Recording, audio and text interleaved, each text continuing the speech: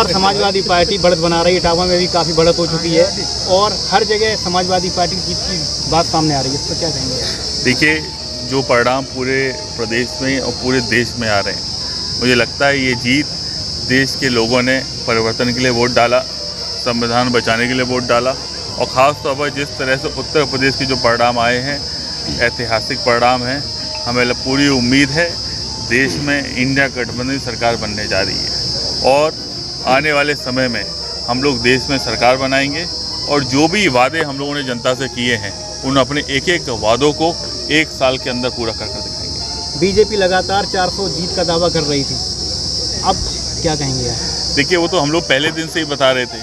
राष्ट्रीय अध्यक्ष जी ने पहले ही दिन बताया, शुरुआत से ही कह रहे थे कि सारी की सारी सीटें फंसी हुई, यहाँ तक कि क्यूटो भी फंसी हुई है। आप लोगों ने देखा होगा कि आज सुबह 2 घंटे तक क्यूटो फंसी रही, लेकिन चलिए कोई बात नहीं, आगे निकल गई। लेकिन प्रदेश की जनता ने दिखा दिया है कि जनता बदलाव चाह रही है और जो अभी रुझान आए हैं मुझे लगता है शाम तक और बदलेंगे, अभी और सीटें इंडिया गठबंधन में बढ़कर आएंगी। भैया, इंडिया गठबंधन को अगर छोड़ दिया जाए, समाजवादी पार्टी तीसरी देश में बड़ी पार्टी के रूप में उभर के आई है, इसको लेके देखिए, ये सब हम लोग तो नेता ही जाने के बाद ये पहला चुनाव रहा है।